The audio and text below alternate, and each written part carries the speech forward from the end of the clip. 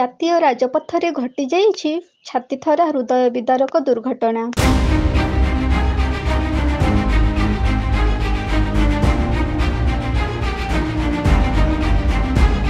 କେନ୍ଦୁଝର ଜିଲ୍ଲା 49 ନମ୍ବର ଜାତୀୟ ରାଜପଥ ଶୁଆକାଠି ନିକଟବର୍ତ୍ତୀ OMC ଖଣି ଅଞ୍ଚଳ ଠାକୁରଡିହିଠାରେ ଘଟିଯାଇଛି ମର୍ମନ୍ତୁଦ ସଡ଼କ ଦୁର୍ଘଟଣା।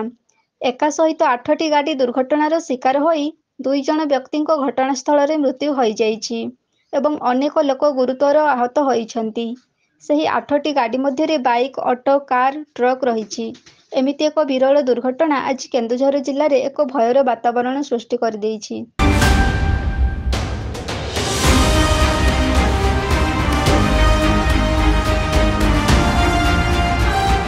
ଖଣି ଖାଦାନ ଭରା କେନ୍ଦୁଝରରେ ଦୈନିକ ଛୋଟ ବଡ଼ ଦୁର୍ଘଟଣା ଘଟି ଚାଲିଥିବା ବେଳେ ଏମିତି ଏକ ଅଭାବନୀୟ ଦୁର୍ଘଟଣା ସମସ୍ତଙ୍କୁ ଚକିତ କରିଦେଇଛି।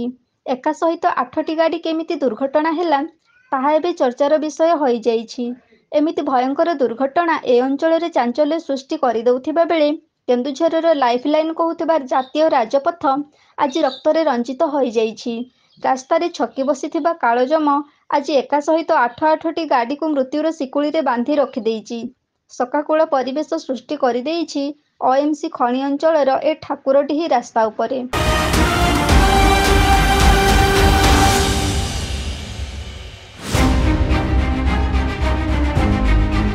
ଭୟଙ୍କର ଦୁର୍ଘଟଣା, ଭୟାନକ ଦୃଶ୍ୟ, ଛାତିଥରା କରୁଣ ପରିବେଶ।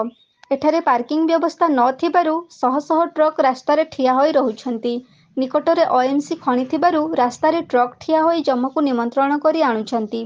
ରାସ୍ତା ଜାମ୍ ରହିବା ଯୋଗୁଁ ପ୍ରତି ମୁହୂର୍ତ୍ତରେ ଦୁର୍ଘଟଣା ଘଟିବାର ସମ୍ଭାବନା ଥିଲେ ମଧ୍ୟ ଏଥିପ୍ରତି କାହାରି ଦୃଷ୍ଟି ନଥାଏ, ଯାହାଫଳରେ ଏମିତି ଭୟାବହ ଦୁର୍ଘଟଣା ଆଜି ଦେଖିବାକୁ ମିଳିଛି।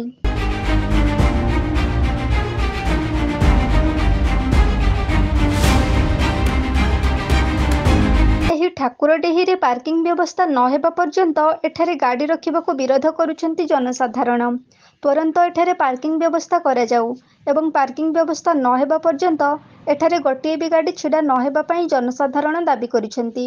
ଏଥିରେ ଯଦି ବ୍ୟତିକ୍ରମ ଦେଖାଯାଏ ତାହେଲେ ଏହାର ପ୍ରତିବାଦରେ ଜନସାଧାରଣ ରାଜରାସ୍ତାରେ ତୀବ୍ର ଆନ୍ଦୋଳନ କରିବେ ବୋଲି ଚେତାବନୀ ଦେଇଛନ୍ତି।